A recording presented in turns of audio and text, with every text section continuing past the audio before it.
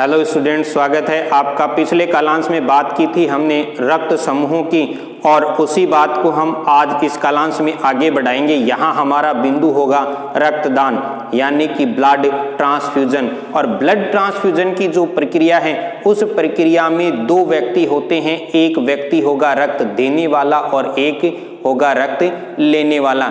इन संपूर्ण विशेषताओं की बात करेंगे। जो नए स्टूडेंट जुड़े हैं वो चैनल को सब्सक्राइब कर लें और अधिक से अधिक साथियों में वीडियो को शेयर करते रहें। तो आइए इसी बात को हम आगे बढ़ाते हैं।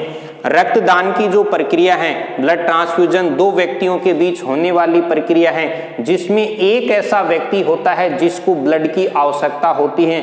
और आवश्यकता के कई कारण हो सकते हैं। कोई सर्जरी हो सकती है, दुर्घटना हो सकती है, या किसी भी प्रकार का ऐसा कोई आनुवंशिक रोग हो सकता है जिसके अंदर आपके शरीर में ब्लड की कमी हो गई है।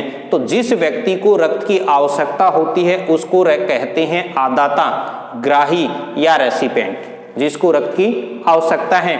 और ये व्यक्ति क्या होगा, किसी भी प्रकार से रक्त की आवश्यकता वाला व्यक्ति है, बीमार व्यक्ति है। और यहाँ से इस बीमार व्यक्ति के साथ एक तथ्य हमें जोड़कर चलना है कि जो बीमार व्यक्ति होगा उसको ब्लड देंगे, अर्थात उसकी बॉडी में ब्लड प्रवेश करेगा। ये ध्यान रखना है कि किस बॉडी में ब्लड प्रवेश करेगा, क्योंकि रिएक्शन होगी तो उसी बॉडी में होगी जहां से ब्लड निकाल लिया उस बॉडी में किसी भी प्रकार की कोई रिएक्शन नहीं होगी। तो गलत रक्तदान की प्रक्रिया की जो पहचान है, जिससे संबंधित प्रश्न हर साल पूछा जाता है, वहां एक चीज ध्यान रखनी है कि गलत रक्तदान का रिएक्शन जो होगा वो किस बॉडी में होगा, तो जिस बॉडी में ब्लड प्रवेश करेगा उसी में होगा। तो यहां ये तथ्य याद रखना है कि बीमार व्यक्ति की बॉडी में रक्त प्रवेश करता है रक्तदान की प्रक्रिया में, तो रिएक्शन भी सभी वही होंगे।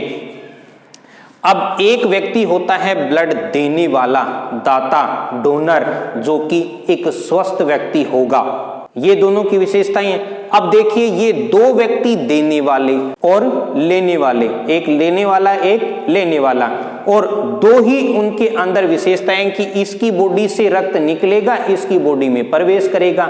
दो ही उनकी शारीरिक स्थितियां, ये स्वस्थ व्यक्ति, ये बीमार व्यक्ति, और दो ही स्थितियां हैं रक्त समूहों की, अर्थात एक रक्त समूह के संपूर्ण निर्धारण में। देखिए, रक्त समूह निर्धारण होता है एंटीजन से, लेकिन रक्त समूह की संपूर्ण विशेषताएं निर्धारित होती हैं एंटीजन और एंटीबॉडी से। तो यहां एक दो का विशेष आंकड़ा है।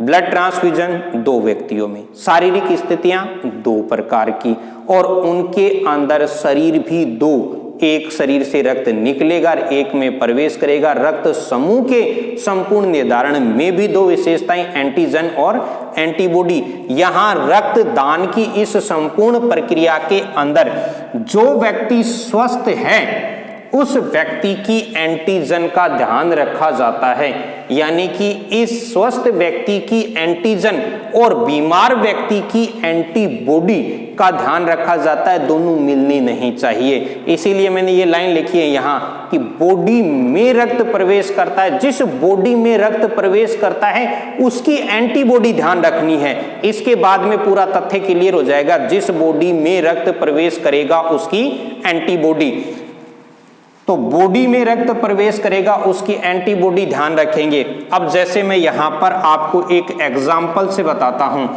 कि किसी ए ब्लड ग्रुप के व्यक्ति को रक्त की आवश्यकता है और आपने किसी व्यक्ति को उसका ब्लड दे दिया बिना जांच के, कोई नजदीकी रिश्तेदार था, ब्लड दे दिया।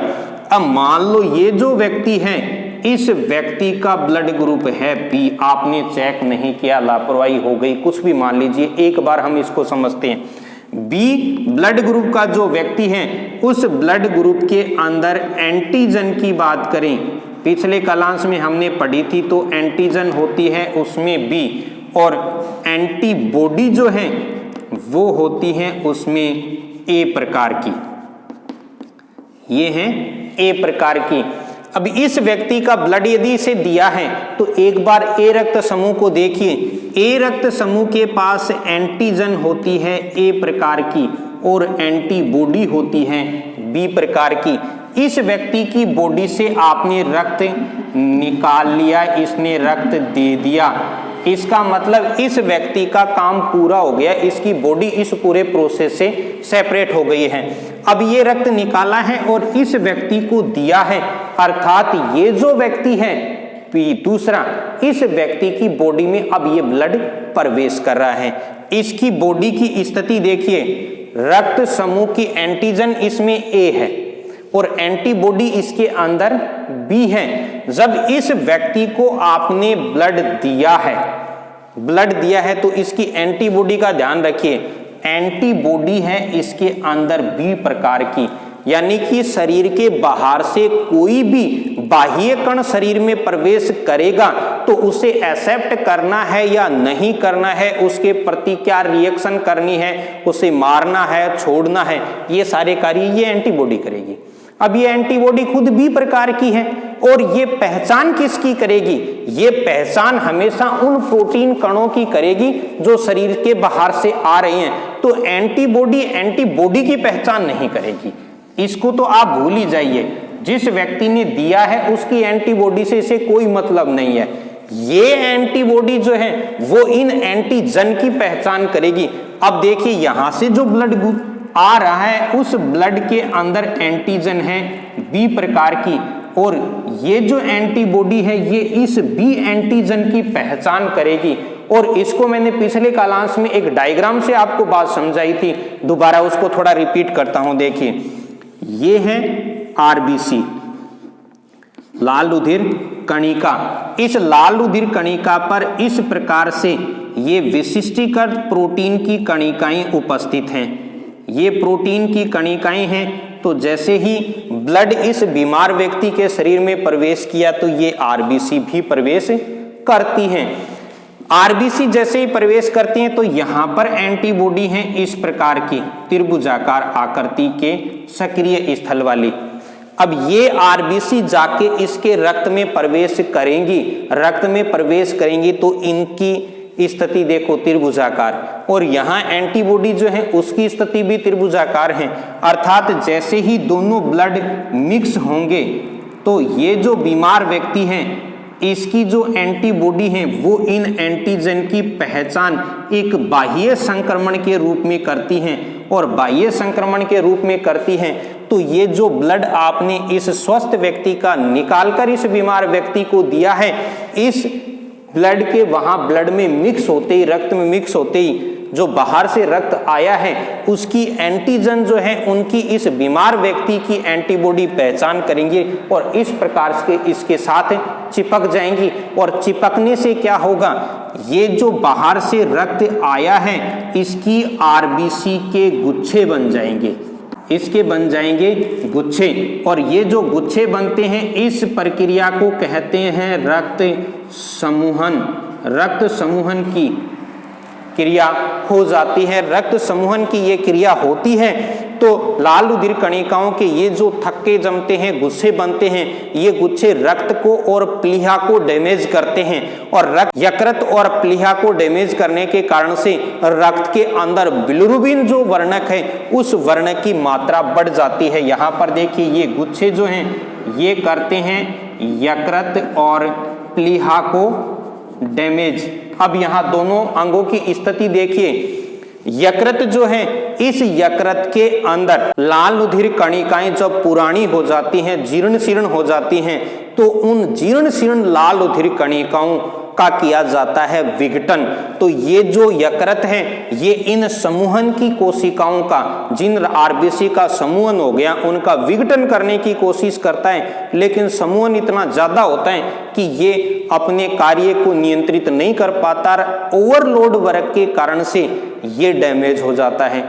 डैमेज होने के कारण से इन आरबीसी के विघटन से अत्यधिक मात्रा में बिलिरुबिन बनेगा, अर्थात रक्त के अंदर बिलिरुबिन वर्णक की मात्रा बढ़ जाएगी, और बिलिरुबिन वर्णक की मात्रा बढ़ने के कारण से व्यक्ति के पूरे बॉडी के अंदर इस प्रकार का रिएक्शन होगा, या ये कहें कि ऐसा इफेक्ट होगा कि व्यक्ति की मृत्यु हो जाएगी। यहाँ प्लीहा को भी देखिए, प्लीहा को कहा जाता है मनुष्य का ब्लड बैंक। और ये ब्लड बैंक जो है ये प्लेटलेट जो भी होंगी उन प्लेटलेट के और रक्त के अन्य जो आवश्यक घटक हैं उनके संग्रहण का कार्य करता है, ये भी डैमेज हो जाएगा।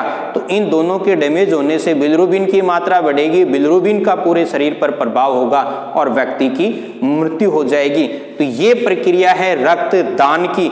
इस रक्तदान की प्रक्रिया का ये आधार है। इसके बाद हम अध्ययन करेंगे किस व्यक्ति को किसका ब्लड दिया जा सकता है, किसका नहीं दिया जा सकता, कौन सार्वत्रिक ग्राही होता है, कौन सार्वत्रिक दाता होता है, सार्वत्रिक दाता की क्या विशेषताएं होती हैं, सार्वत्रिक ग्राही की क्या विशेषताएं होती हैं, और कौन व्यक्ति कितने व्यक्तियों से रक्त ले सकता है, जैसे ए बी सभी से ले सकता है, ओ जो है वो किसी से नहीं ले सकता है। साथ में आगे एक ऐसा रोचक तथ्य आया कार्ल लैंडस्टीनर के साथ कि उसने एक बार एक व्यक्ति को दूसरे व्यक्ति का रक्त दिलवाया, ऐसी परिस्थिति आई और जब दिलवाया तो वो सफल हो गया। उसी व्यक्ति का जब दूसरी बार दिलवाया तो वो रक्तदान सफल नहीं हुआ। इसके साथ ही एक तथ्य और है कि पहली बार रक्तदान किसने किया, 1667 में कैसे किया, इन तथ्यों की बात करेंगे हम नेक्स्ट कालांश में। जो साथी नए जुड़े हैं वो चैनल को सब्सक्राइब अवश्य कर लें और अधिक से अधिक साथियों में वीडियो को शेयर करते रहें। Thank you.